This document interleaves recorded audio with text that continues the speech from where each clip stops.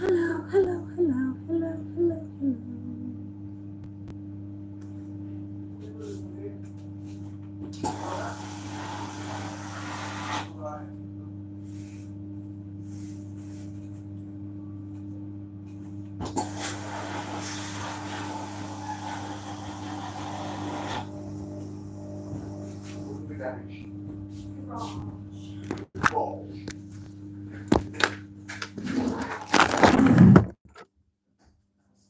Right. I'll see you later. Oh, don't really care. Be as long as you like. Oh, thank you, dearest. Hold on.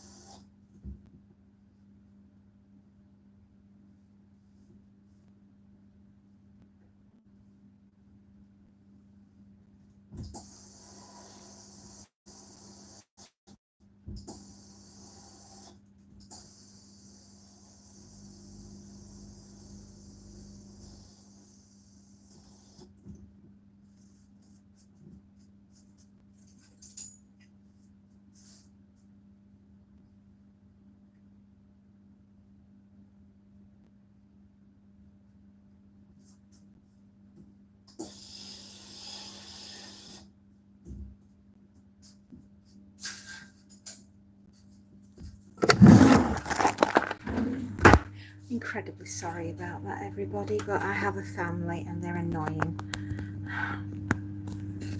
But they're going out now. Oh. Hello, hello, hello. How are you, my dears? Hello, hello, hello. I'm very sorry about that. I do apologise. I have just the most annoying family.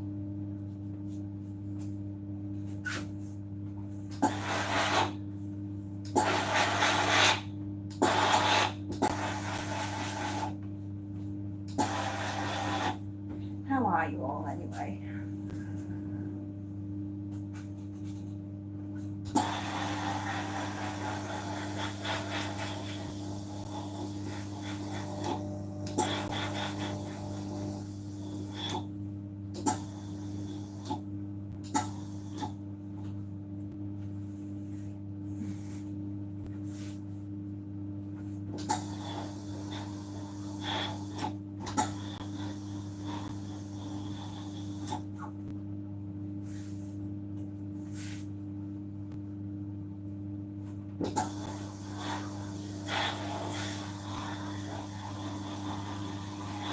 Let me tell you about a story. Sorry about that, family. When we were at the airport on Friday last week, bearing in mind this holiday has cost... No, this is all my stuff. This is from me and my husband. I have to get mine done before I take on anything else. I have to get mine out of the way. Yeah, I know. It was very hot where we were, and because of that, we were changing our clothes 2 or 3 times a day because the sweat was just pouring off us. I mean, 40-degree heat in it's no joke. We were in and out of the pool, and something for breakfast, something for evening meal. You know, when we were out walking, we could come back and literally take our t-shirts off and then wring them out and watch the sweat pour out. Yeah, not very attractive, is it? Anyway, let me tell you a little story all about Manchester Airport. Now, certain things in Manchester Airport work very well, and certain things do not. Their meet and greet, meeting them on the Friday, was great. They took the car, they took the keys, they gave us the tickets, they told us what we had to do when we got back because it would be very late. How late we didn't know. We will later find out, very late indeed. But they took the keys and they took the car and they said, don't worry, everything's going to be fine. And when we got back, where they said they'd parked the car, they hadn't put the right information on the ticket so we could find it. Instead of it being in blue 1, it was in yellow 3, which is, if you imagine the big car park, and it is big, it's from literally one end to the other. Fortunately, there was a night porter on, and he was a sweetheart, and he found the car for us. But when you paid for a service and it was not cheap, you don't expect that level of service to be so in the wrong area. So that didn't put us in a very good mood.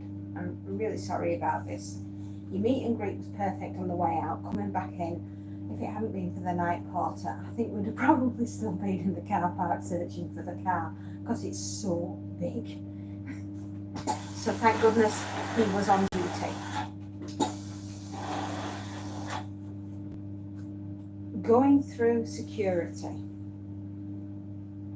those people need to learn how to speak to other people. Their attitude was foul. It was absolutely abysmal. Now, I don't know if it's like that at other airports. It's only been my experience to go through Manchester. Oh no, a few years ago, I did go through Leeds at Eden.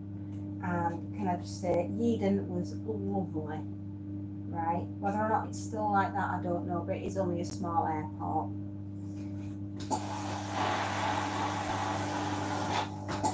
But I found the people in the staff on security at Manchester Airport were surly, rude, obviously did not want to be there.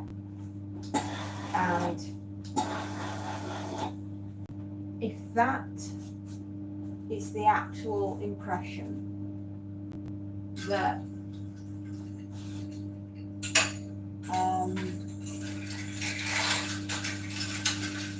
if that's the actual impression that I said those were trousers, that the airport staff wish to give regarding the not now, thank you. If that's the impression that the airport wish to give of their staff, then it's a pardon, because it's not on. You don't talk to people like they're animals, right? We're not animals, we're human beings, and we deserve to be spoken to in the manner that we would speak to someone. I have never ever turned around and spoken to somebody like that, and I never ever will. It's just rude and, quite frankly, disgusting behaviour. If they'd have been my employee, I would have fired them on the spot. That's how disgusting they were. When someone's hard of hearing, like I am, because no fault of my own, I got caught in an explosion and it blew this eardrum. Right? It's no fault, nobody's fault. But because of that, I struggled to hear. And I did make the point of I couldn't understand a word this woman was saying. And I said, I'm very sorry. I said, you can stand and scream at me all you want. I said, but I'm not going to understand you until you calm down and explain to me in better ways what exactly it is you want me to do. And all it was, could I take my cardigan off and put it in the box? But because I couldn't understand her, and I'm afraid to say English was not her first language, me being deaf and the noise in that room, it was like a cattle market.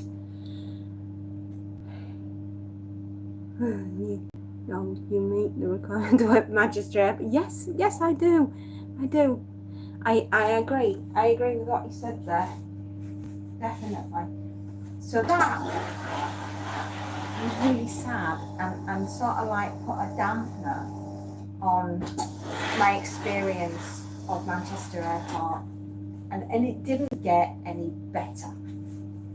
We paid to go into the lounge rather than wait out in the corridor. So we went up to the lounge, and I was actually appalled at the behaviour of the clients that were in there. I was disgusted. It was a free bar, and obviously, well, it's not exactly a free bar because you paid to go and use the lounge and use the facilities in the lounge, which, if you are using decorum, if you are being decorous and you go into that room, you take a drink, you take some food, and you sit quietly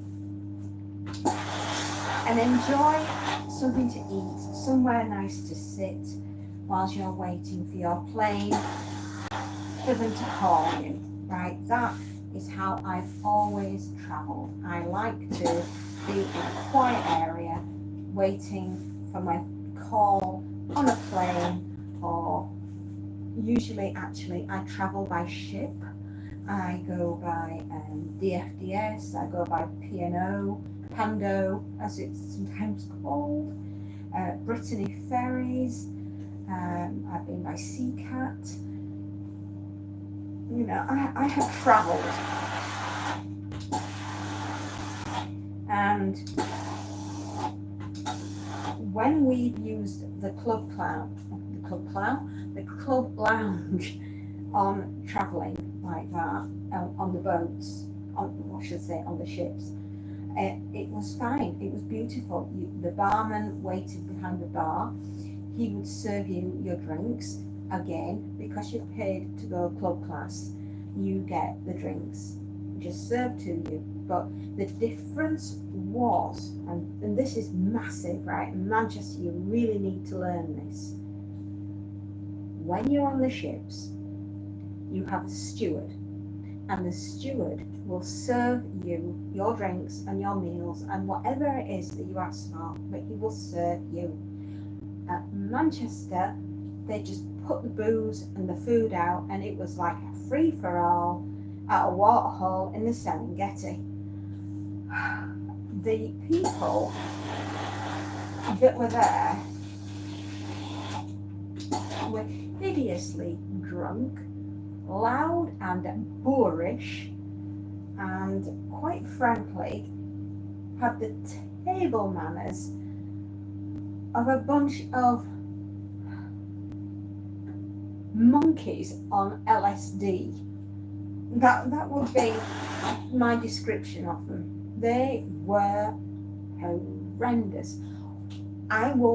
This will live in my head rent-free for the rest of my actual days on planet Earth. That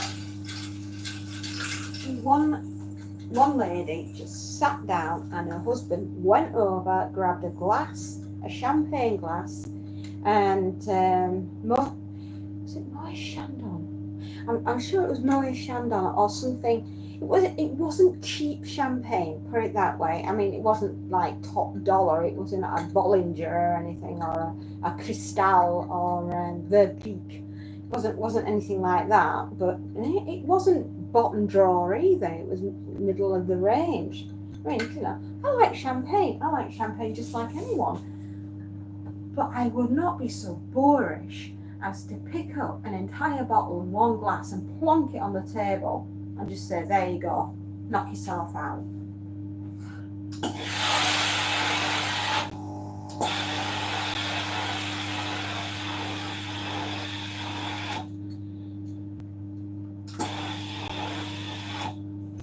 I was stunned, man. I was absolute. I mean, my jaw hit the floor.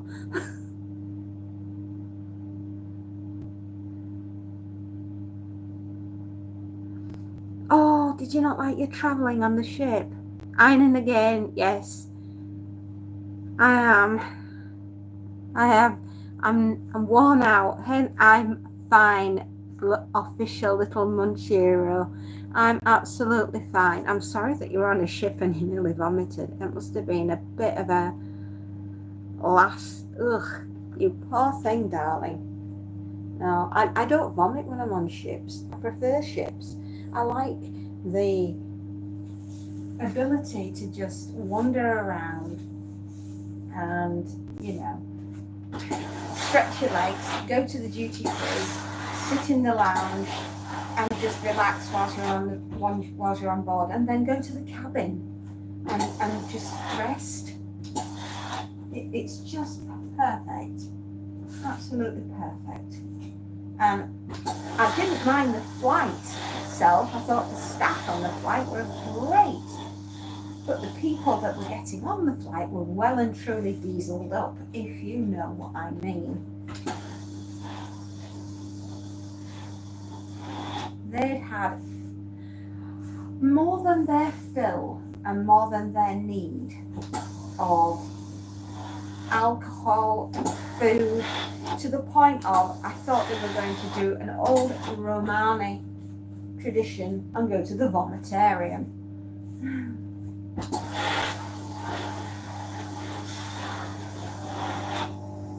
Yeah, these people have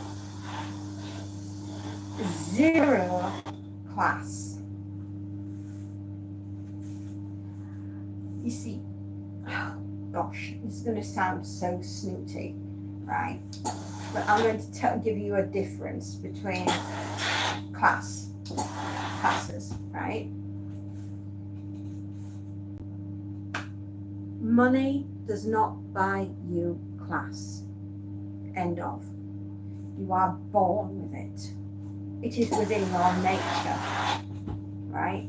Just because you have a pot full of cash, it does not buy you class. It can buy you the necessities that you need in order to function as a human being, but it will not change your attitude.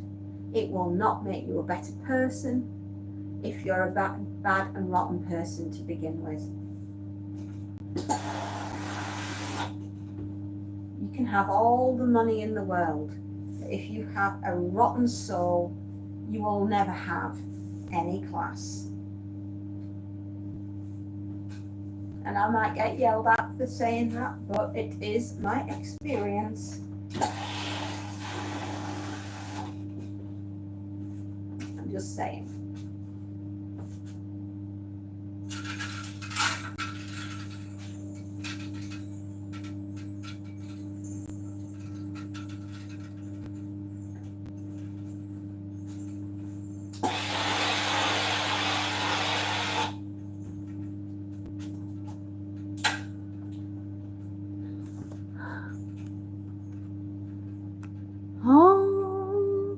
Oh, my husband, he's watching the test match. What's happening? Are we winning?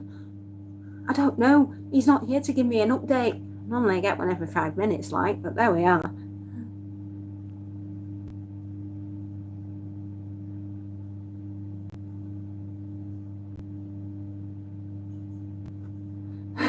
Oh, bro. I don't know. Let me know if England's doing well.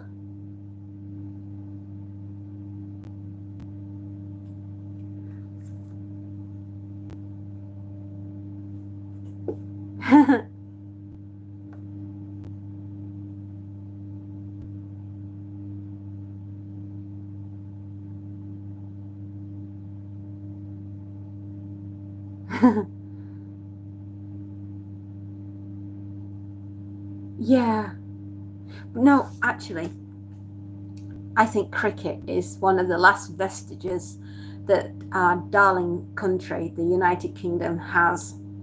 And as long as we have cricket, there will be a level of decorum within England.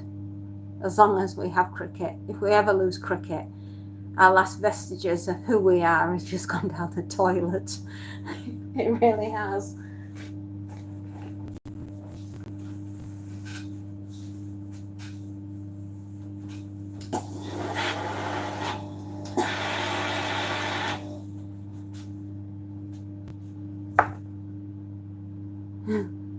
Yes.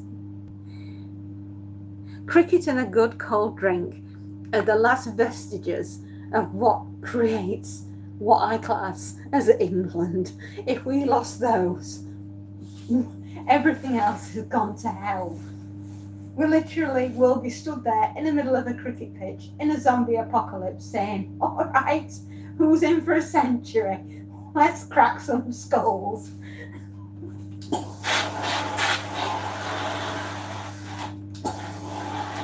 You can have that one on me. Yes, cricket and a good cold drink. I love to know about the cricket. My husband adores cricket, obviously.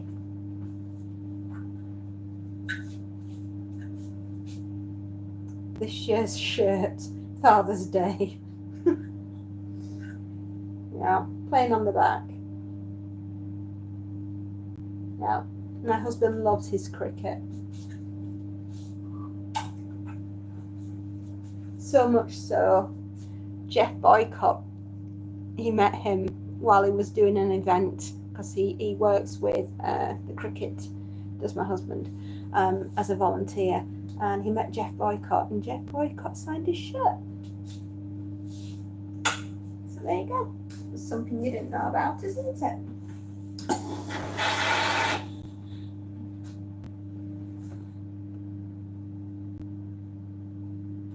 Yes, cooked up monkey. Oh, that's going to be my favourite thing. Cooked up monkeys. Yes. Thank you.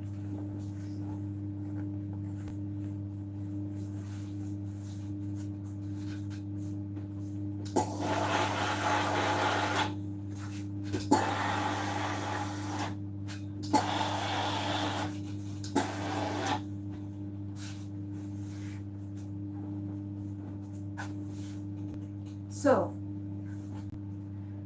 does anyone know if we're winning? Right, basically, are we winning?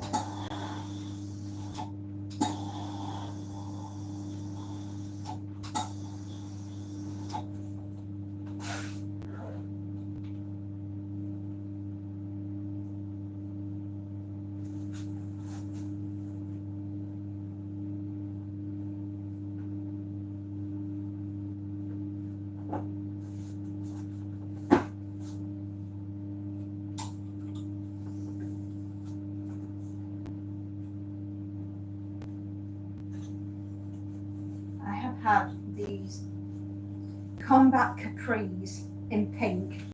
Can you imagine having combat capris in pink? I've had them for years. God, they are comfortable. If I hadn't been wearing these going around Pompeii, I think I'd have probably baked and gone up as a human candle. 45. It was between 44 and 45 degrees in Pompeii. I felt as though I had just been hit by Vesuvius.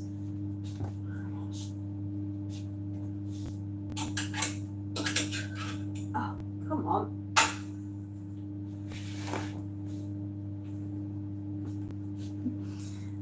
Yeah, it is hot.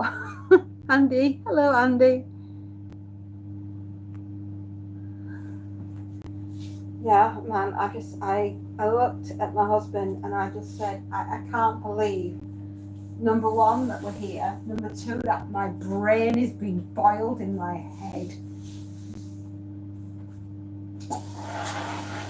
I can honestly say Vesuvius is my next, when I next go to Sorrento, I think I'll go at a different time of year because I couldn't manage walking up Vesuvius, and it's a good walk. It's a few kilometers from top to bottom. Well, yeah, from bottom to top, and it's a gentle slope. I'm not saying it's like, you know, going up the north face of the Eiger, but you get my drift. It would have just been too much in 40-degree heat to try and go up the side of a volcano.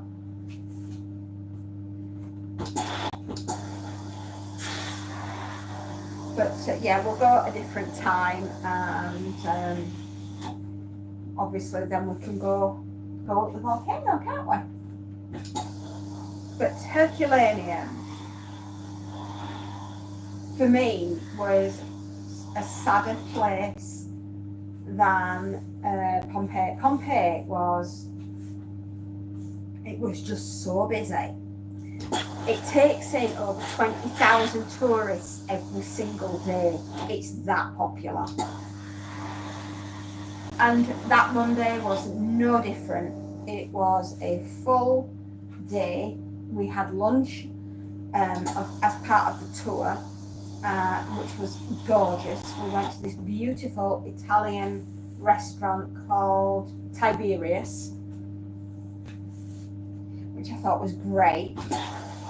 And we had lunch. It was just pasta, a non-offensive cake for dessert, and for the starters, a very nice bruschetta. Not too much garlic, not too much tomato. It was actually very, very lovely.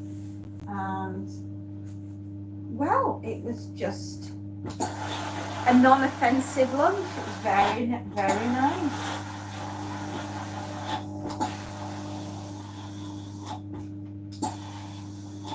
And the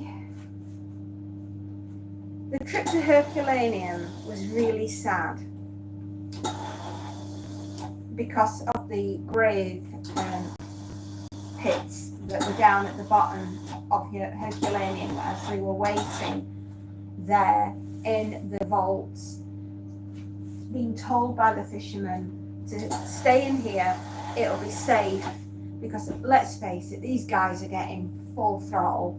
They're having pyroclastic flows, they're having baseball-sized pumice raining down on their heads, not to mention the hot lahar that is heading their way, which is basically a river of boiling mud, which encased everything. I mean, it was like they've got Play-Doh, shoved it in the microwave, thought, we'll nuke the out of this, and then we'll just pour it over the town. And, you know, that's basically what happened. But these poor souls that were hiding, and they were mostly women and children, which breaks your heart, because some of the skeletons are just so small, all the babies. And they In my mind, I want to say that they were asphyxiated before the Lahar hit and buried everything, and literally buried the town. And my mind is saying I want that to have been what happened. You know, that the pyroclastic cloud hit them, took all the oxygen out, you know, and they died from asphyxiation. And I don't want to think of them being hit by this river of unbelievable heated mud and a pyroclastic flow. I don't want to think that that's what it did it. I mean, that would have been so frightening and so painful. They were all huddled together, all trying to protect each other. And that, because you know you're visiting a grave, you're not just visiting a town, you're visiting a grave where people have suffered.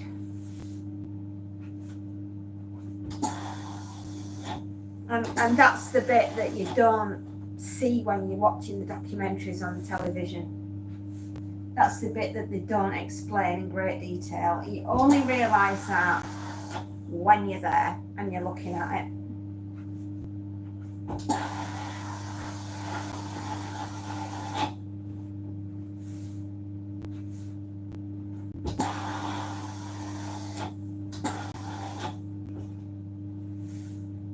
So yeah, that was very moving.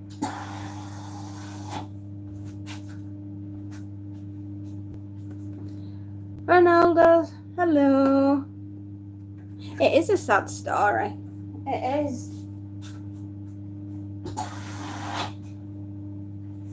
And you know, the worst part is that, you know, there's always one in any generation, in any country around the world. There is just one person, and this one person will happen to be the I would say he was the nobleman of the time, of the town. And he was very rich. He was very rich indeed. And there is a famous saying that there are no shrouds, there are no pockets in shrouds. And this man did not learn that lesson. He did not get the memo.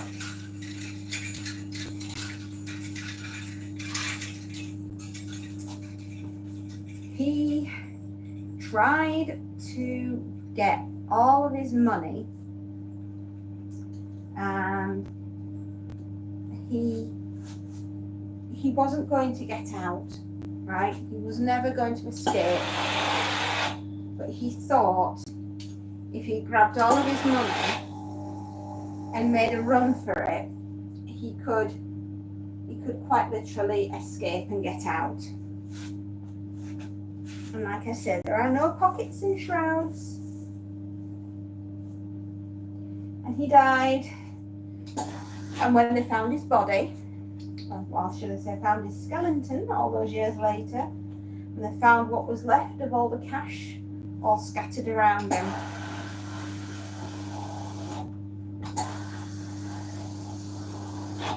And that's why I live by this simple thing. Have just enough to have a good and decent life, and enough to be able to take care of all the people all around you. You don't need any more.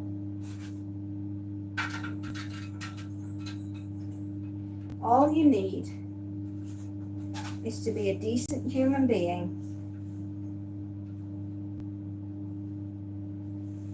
That's all you need to be. If you're good to the animals and you're good to the people that surround you, you will never, ever be short of love or happiness.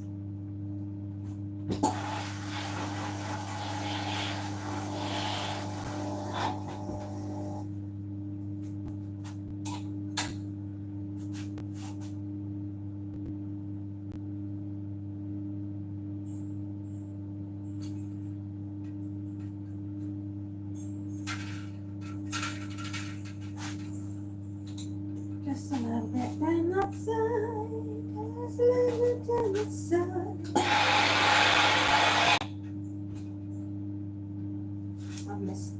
I've missed a bummel. Mind you, it's very easily done when you're doing a skirt like this.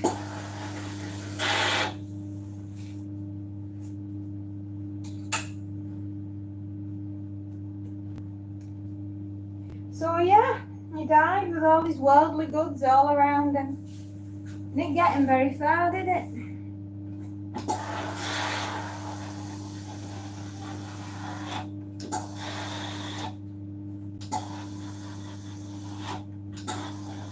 But Herculaneum tends to be the more overlooked of the visits, and Pompeii tends to get all the attention because, it's Pompeii, But actually, Herculaneum is much better preserved, and it's a lot smaller. And like I say, though, you are visiting a mass grave, so you tend not to get that when it's broadcast on the documentaries on the television. Would I go back? Yes, definitely. I would go back to Herculaneum. And I would go back to Pompeii. But I would go back in less extreme heat, so that I could actually walk down the 30 steps, so that I could go to the port arches and just generally pay my respects a little bit better than I could.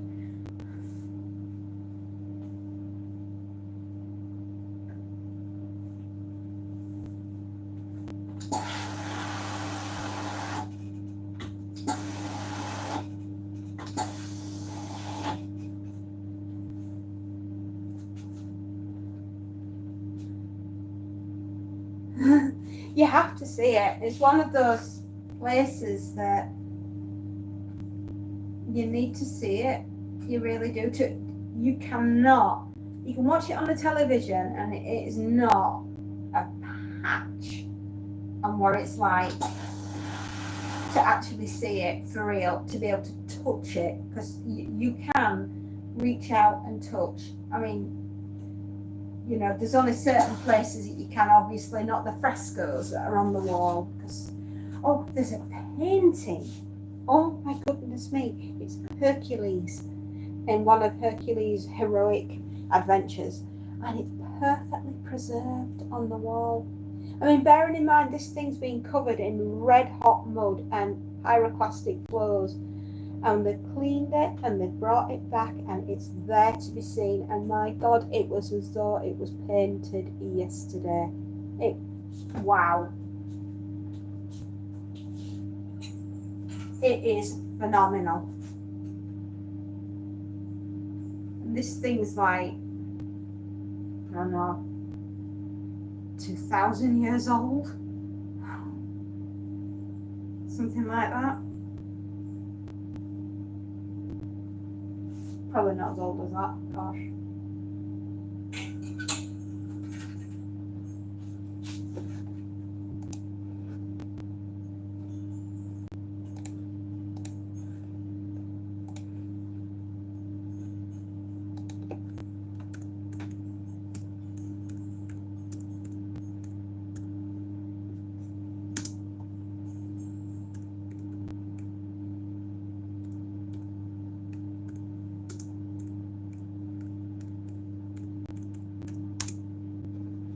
'79 AD.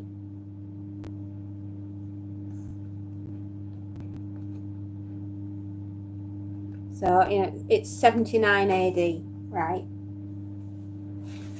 And yet that painting looked as though it had been done yesterday.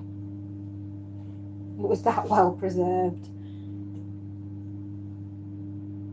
That's very old. That is very old indeed.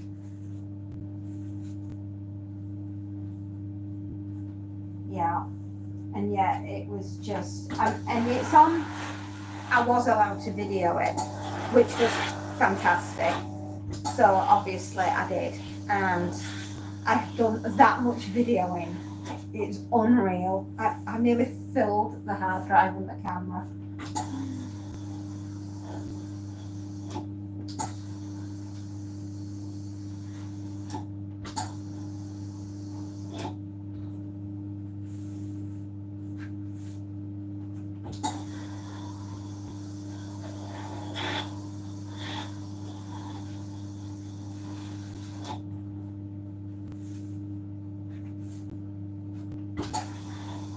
The hotel pool was gorgeous. I loved the pool. It was a jacuzzi at one end, which was gorgeous. And when you're in 40-degree heat, all I wanted to do was sit in that pool drinking limoncello cocktails while munching on chips. Oh. And I was there, man. I was there. All that weight, I put an half stone, all the alcohol and all that gorgeous food. So naturally, I'm going to have to slim my butt off. I weigh 12, 13, and I got myself down to 12.5.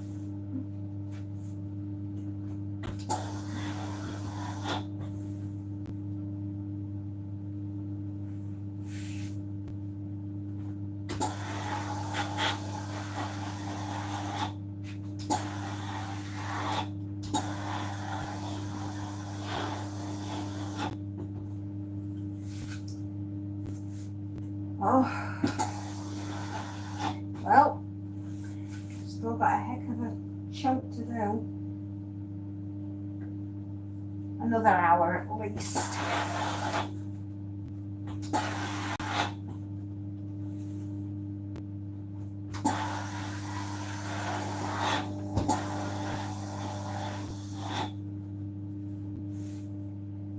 The food at the hotel was absolutely glorious, and we didn't eat out really. We had a couple of gelatos when we were in Sorrento, and we had a limoncello gelato, which was, oh my god, it was phenomenal. It's a good job I only went for the €6 pot, because quite frankly I'd have not finished it otherwise. Who's with me? John, hello. I had an absolutely amazing time there. It was glorious. It was so much fun. I will do it again. I will definitely go back to Sorrento. We had a lovely pilot, skipper, should I say, who we hired his boat. He's a local fisherman, local to Sorrento, knows all the best places, and took us up and down the coast for an hour. And he was just so lovely, and he took us to all where the Roman forts used to be on the side of the coast. You know, in the basically the Romans chiseled into the side of the cliff where their garrisons were, their barracks, so that they could protect the ports and everything. Because if you can imagine, Sorrento, the little place that we were at, is like a horseshoe with Vesuvius there, and then the Bay of Naples, and then where we were, which is like a horseshoe, like a cove, Marina Grande. And that's where the old Roman forts were, in the side of the cliff, and there's like sheer cliffs going up. And the Romans have created where they did the protecting of the ports. It was just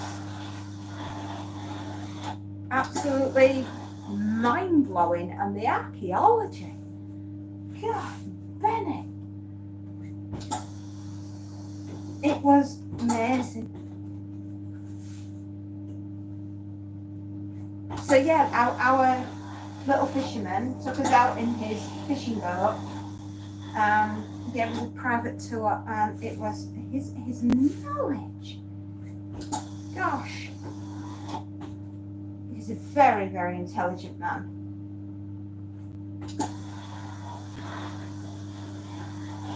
So, you know, sometimes it pays not to go for the all singing, all dancing tours that the hotel put on for you. Sometimes it pays just to find yourself a little local fisherman and just pay him to take you up and down the coast. And he was so lovely, and he even packed a bottle of limoncello liqueur. And when we got to one of the grottos, because the grottos, oh my God, they're amazing. They are absolutely breathtaking. They're so beautiful, and you can see right deep down in the water, and it's so clear. It's crystal clear, and the fish, the amount of fish that were swimming around. Oh wow! Whoops! Absolutely breathtaking.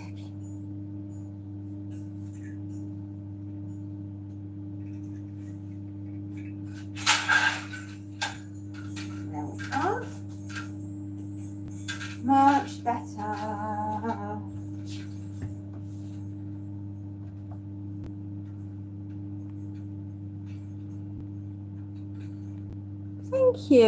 Thank you, John. That's so sweet of you. Thank you.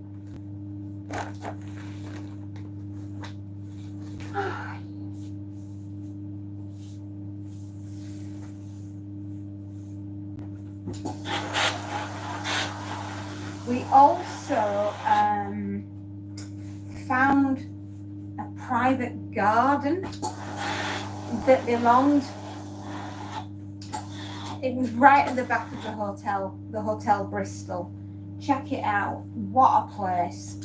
If you're ever in Sorrento and want somewhere to stay, I can honestly say I recommend that place. But at the back of the hotel, it's for the staff. But, you know, obviously paying guests weren't supposed to go in there, but it smelled so beautiful, and it was a lemon grove. And they grow all their own lemons for the hotel there, and all their oranges, all the citrus fruit. And it was just so intoxicating. And obviously you can imagine the heat and the smell. I could have slept there sniffing lemons. And it was just tucked away, hidden away right at the back. Nobody would have known it was there. And I was intoxicated by the smell. And I was like, oh, I've got to find out where this delicious smell is coming from. Like a bloodhound. Sniffing it out. And my husband and I, we just found it, and there was a little park bench just in the middle of this little green bit of grass that they've got there, and it was just somewhere for the staff to sit and cool down during the day when they're working. And it's like being in a secret garden.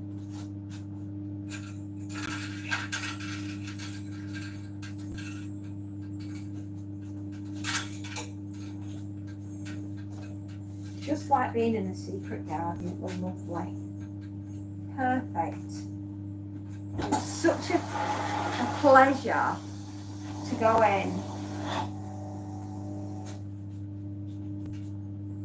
Oh, we did, John. It was, I will definitely go back. I can't wait to go back. But I'll go when it's a little bit cooler.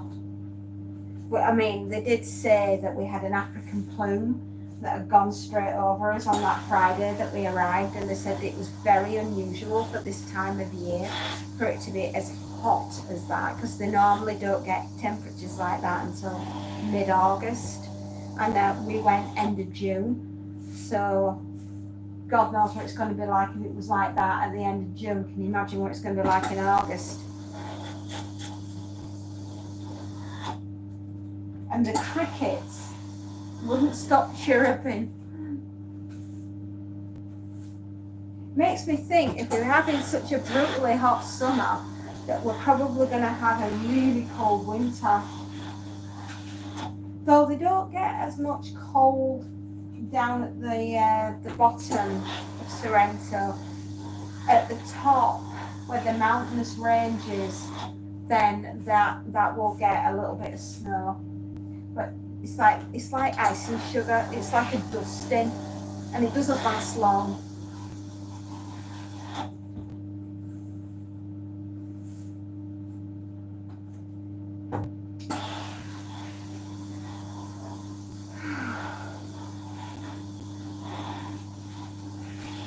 Gosh, it's warm here doing this. Woo. Goodness me, I'm going to have a cold drink when I'm done.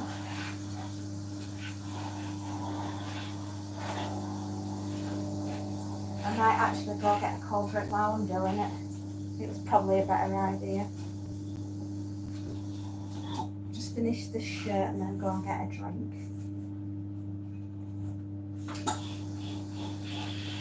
Tell you what, sitting in the pool was way better than standing here and doing this.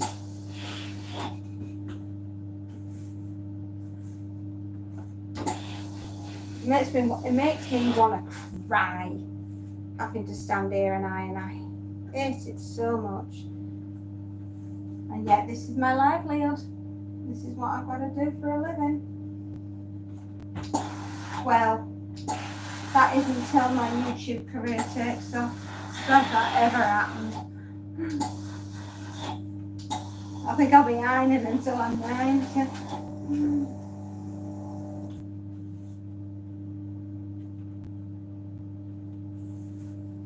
You never know, kids.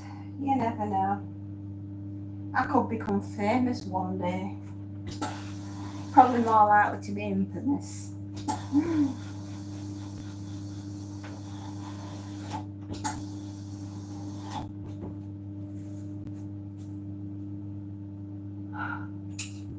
I have been asked to look at doing a Patreon. I have never heard of a Patreon. Has anybody had any dealings and experiences with Patreon? Is it a thing? And if I did it, would you visit me on it?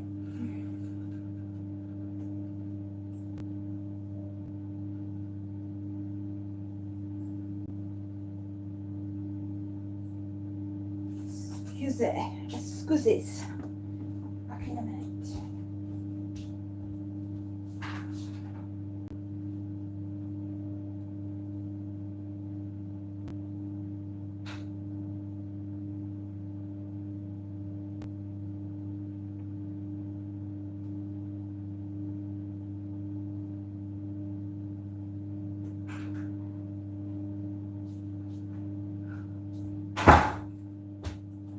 It's a good job we got a little mini fridge mini fridge.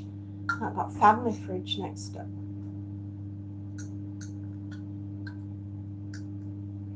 Come on.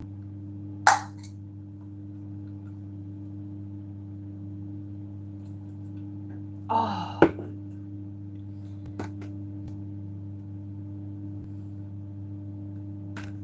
Okay. A modest tier Patreon. That sounds doable. Hello, Stinky. I'm being eyeballed. Aren't I? I'm behind the door. What? We friends yet? Oh, he's slow blinking then. I think that might mean he still loves me. Hello, buddy. Are you sitting down? Are you having a yawn? Oh, wow.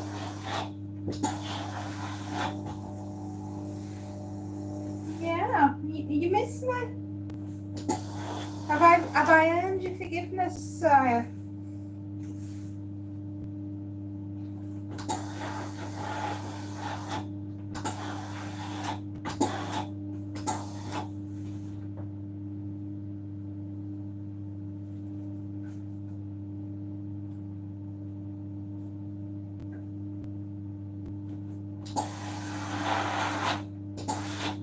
I'll tell you what there is at Herculaneum that made me smile.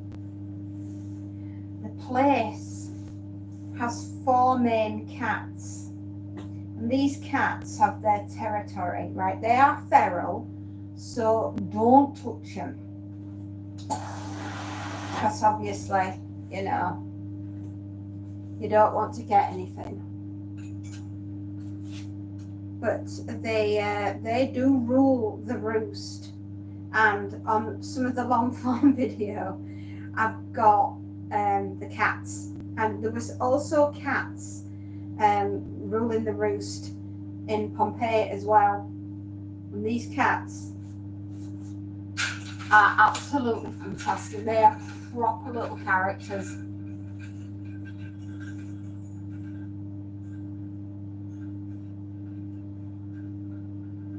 They're really, really cute, but because they are an animal and they are a wild animal, you know, it looks like a cat, it looks like it's a normal kitty cat, a domesticated kitty cat. They're anything but domesticated. These things should be treated as wild animals because they are wild. And you don't know if they're going to scratch you or even lick you. And if you've got an open cut on your hand and they've got rabies, it'll be in your nervous system before you can say Jack Robinson. And there is no cure. And I don't ever want to see anybody die of rabies. God, and that book I'm reading, Dave the Mad Dogs. Oh, if you ever wondered what the United Kingdom would be like, it'd be like going to hell in a handcart.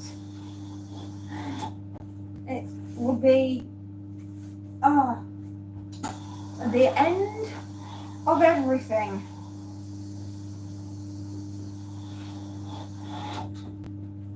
And it isn't just in little Andover that we have the problem of the rabid dogs.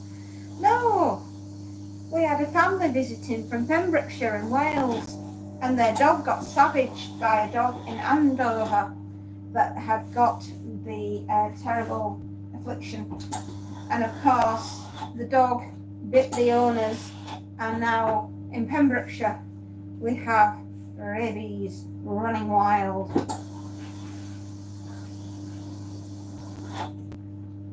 Doesn't sound so good, does it?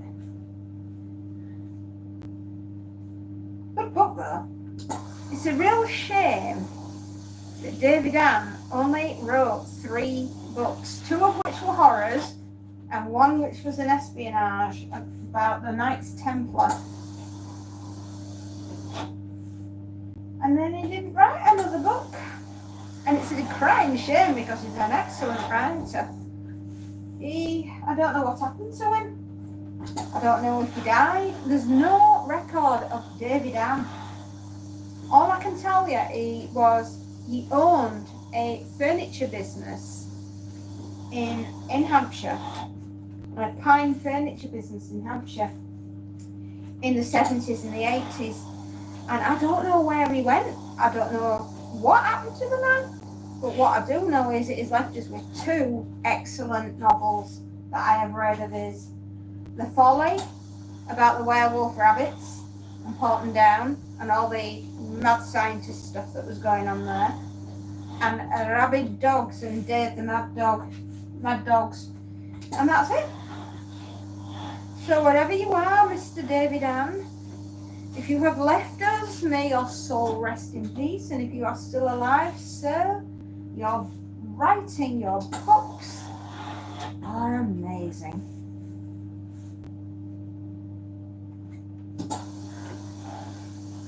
But yes, the cats. Getting back to the cats. They're wild animals. They live in the ruins of Herculaneum and Pompeii. They are excellent ratters, so I have been led to believe by the people that work there. And do you know, if I worked at Pompeii or Herculaneum, I would be like, I think I would be the happiest girl on the planet. I really do. I really think I would be the absolute happiest little girl.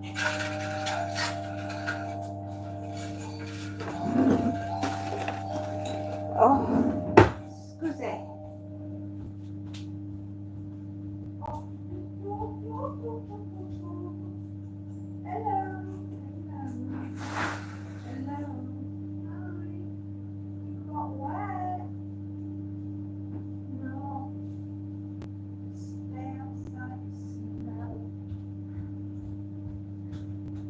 You can come in.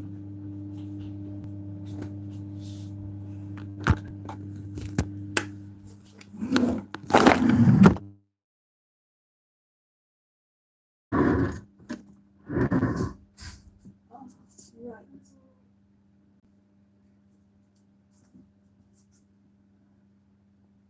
Well, you didn't remember your keys. Oh, thank God. I bet he's talking shop.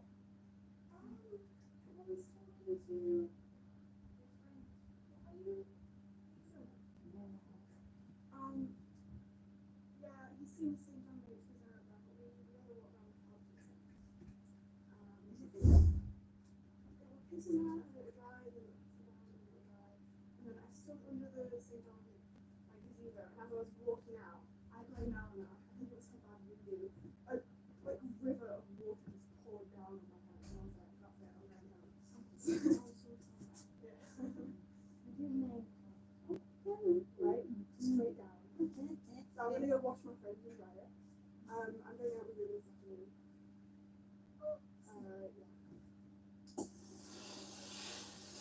Yeah. I'm doing Caitlin and Louis, not Lewis. Louis.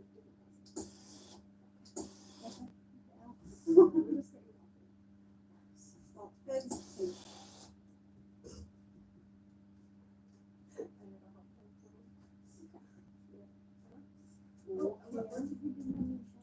Oh, yeah, nice. Oh yeah, she looks proper good, isn't it?